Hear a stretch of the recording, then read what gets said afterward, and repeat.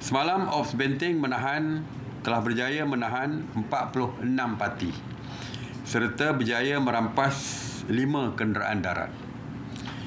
Sebanyak 293 sekatan jalan raya Ops Benteng telah dilakukan di seluruh negara yang melibatkan 215 sekatan jalan raya PDRM, 65 SJR Angkatan Tentera Malaysia ATM dan juga 9 SJR AKSEM. Dan seperti biasa saya juga menyeru kepada orang ramai, bukan menyerahkan sepenuhnya tindakan ini kepada pihak berkuasa, pihak penguatkuasa, tetapi juga orang ramai boleh membantu kerajaan untuk mengurangkan kemasukan pekerja asing ini, kemasukan pendatang asing secara haram ini melalui menghubungi pihak berkuasa supaya tindakan dapat diambil. Oleh itu, hubungilah hotline National Task Force di talian 011-6251-1223 untuk terus menyalurkan maklumat berkenaan dengan parti. Sama ada kedudukan mereka, di mana mereka berada. Walaupun telah berada di daratan sekalipun, kita masih boleh membantu pihak berkuasa untuk menahan mereka dan mengambil tindakan kepada mereka. Mengenai Ops Sanitasi Awam, sejak 30 Mac 2020, KPKT telah melakukan 10,896 operasi yang merangkumi 137 zon, dan semalam sebanyak 22 operasi sanitasi meliputi 11 zon merah, 7 zon kuning dan 1 zon hijau di 6 buah negeri, iaitu Sabah 10 operasi, Melaka 4 operasi, Pulau Pinang dan Terengganu 3 operasi, manakala wilayah Persekutuan Kuala Lumpur dan Labuan 1 operasi. Operasi sanitasi ini melibatkan 119 anggota Jabatan Bomba dan Penyelamat Malaysia serta 176 anggota pihak berkuasa tempatan dan 38 daripada agensi lain. 14 jentera Jabatan Bomba dan Penyelamat Malaysia telah digunakan dalam Ops Sanitasi ini. Mengenai kuarantin wajib, dari 24 Julai hingga 29 Oktober, seramai 57,396 individu telah pulang ke tanah air dan masuk melalui pintu-pintu masuk antarabangsa. Sama ada daripada pintu masuk melalui jalan udara, jalan laut ataupun jalan darat sekalipun. Bila saya sebut pintu masuk antarabangsa, termasuklah seperti di sempadan Johor Bahru dengan Singapura atau tempat-tempat lain. Daripada jumlah itu, seramai 9,221 individu menjalani kuarantin wajib di 63 hotel dan 17 premis lain seperti ILA dan sebagainya, termasuklah institusi pengajian swasta di seluruh negara. 381 individu telah dibawa ke hospital. Daripada jumlah yang saya sebutkan tadi, 381 didapati positif COVID-19 dan telah pun dihantar ke hospital untuk rawatan. Manakala 47,794 individu telah dibenarkan pulang ke rumah masing-masing. Sebelum ini saya telah memaklumkan tentang operasi Hospital Medan ATM di Tawau, Sabah, bagi memberikan bantuan sokongan kepada Kementerian Kesihatan dalam merawat pesakit bukan COVID di kawasan tersebut. Sejak 20 Oktober sehingga 28 Oktober 2020, Hospital Medan ATM telah menerima seramai 163 orang pesakit untuk rawatan bukan COVID-19, dan dari jumlah itu seramai 143 adalah pesakit wanita, manakala 20 lagi adalah lelaki. Antara rawatan yang diberikan adalah berkaitan dengan obstetrik dan onkologi dan pediatrik dan juga ginekologi. Kerajaan sebelum ini telah mengumumkan pelaksanaan PKPB di Kampung Padang Cik Mas, Baling, Kedah.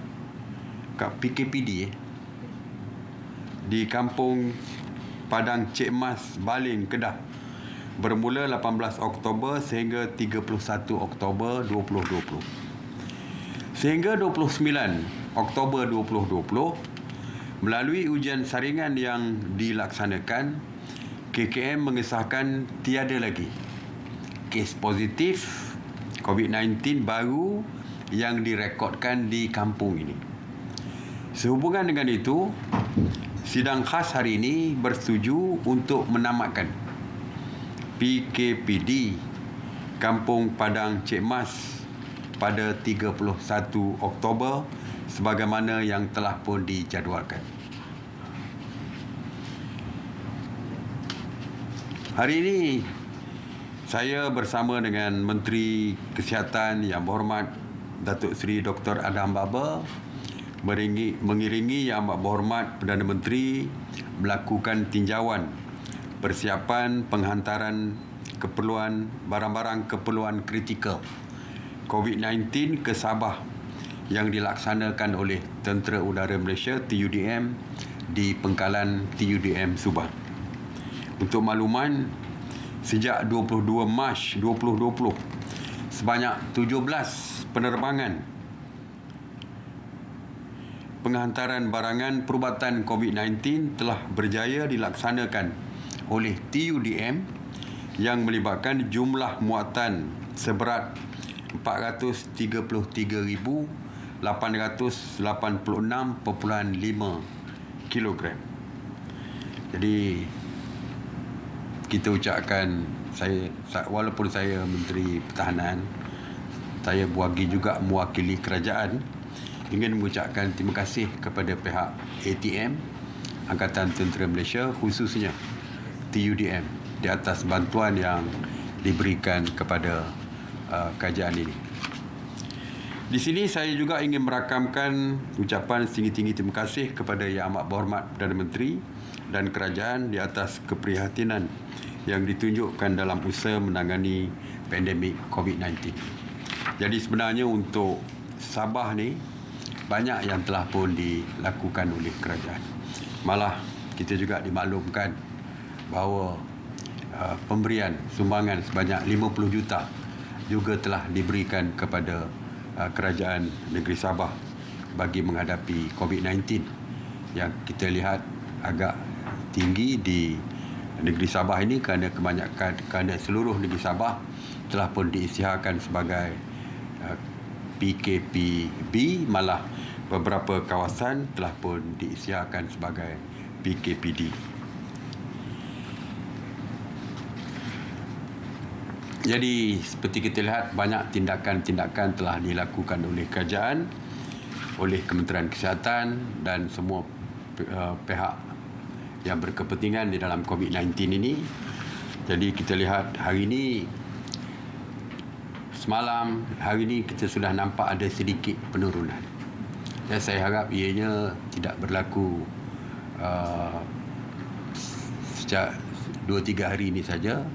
Kita doakan supaya penurunan itu berterusan. Oleh itu, saya ingin mengucapkan setinggi-tinggi terima kasih kepada pihak frontliners yang bekerja siang malam tidak berhenti-henti untuk memerangi COVID-19 ini. Dan saya juga ingin mengucapkan terima kasih kepada rakyat, seluruh rakyat yang membantu kerajaan memerangi COVID-19 ini dengan mematuhi setiap SOP yang diperkenalkan oleh pihak kerajaan bagi kita sama-sama memutuskan rantaian COVID-19 ini. Kejayaan 2-3 hari ini saya harap berterusan dan akhirnya kita dapat melandaikan semula graf COVID-19 di Malaysia ini.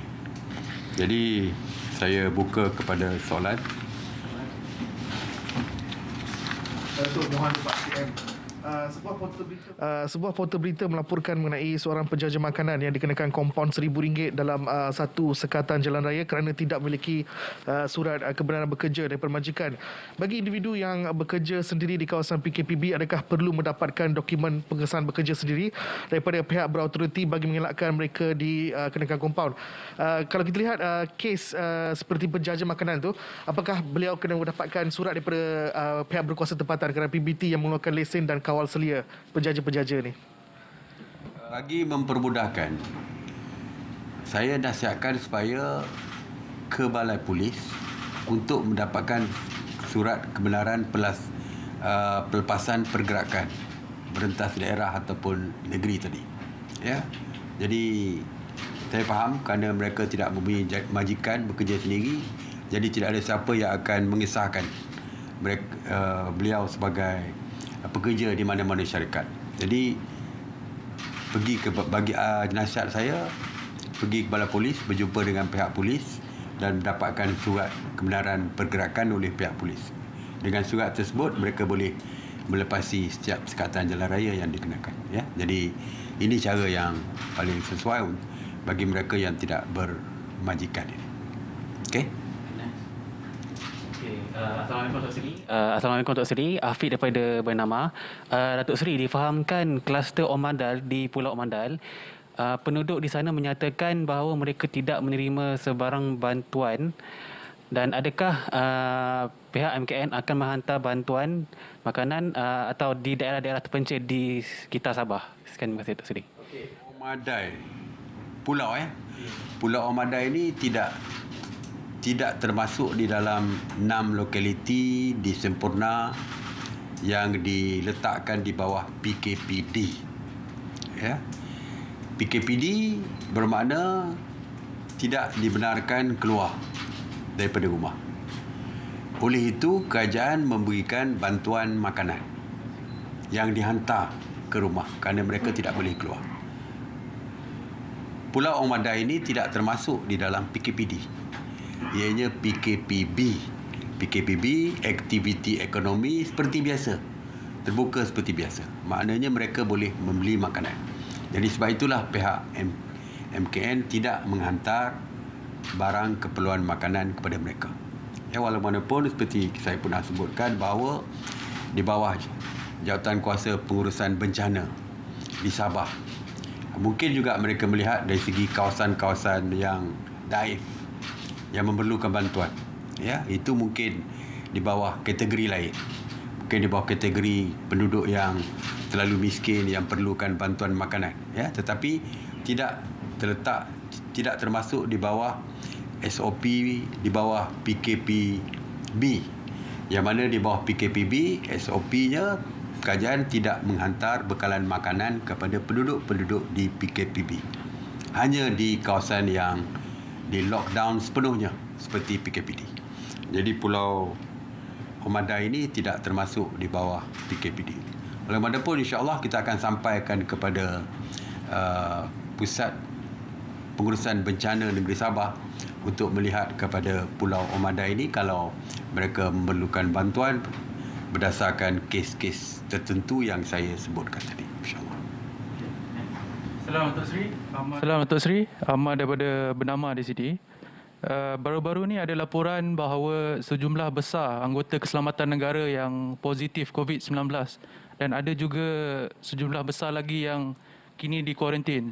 Jadi adakah ini akan memberi kesan atau menjejaskan pasukan keselamatan negara? Kita dapat laporan tersebut, tetapi kita bersedia. Jika ada kes yang melibatkan anggota di satu tempat dan berkurangan di satu tempat di kawasan tersebut, kita akan bawa tambahan daripada kawasan-kawasan lain, daripada cawangan-cawangan lain. Setakat ini kita masih mampu untuk mobilize mana-mana anggota daripada kawasan lain untuk membantu kawasan-kawasan yang terlibat di dalam anggota mereka dijangkiti COVID-19. Jadi kita masih mencukupi anggota. Jadi rakyat tidak perlu bimbang. Walaupun ada kes seperti ini, kita masih bersedia dan mampu untuk menambahkan anggota-anggota yang menggantikan anggota yang terlibat tadi di dalam COVID-19, insyaAllah. Okey, terima kasih. Assalamualaikum warahmatullahi wabarakatuh.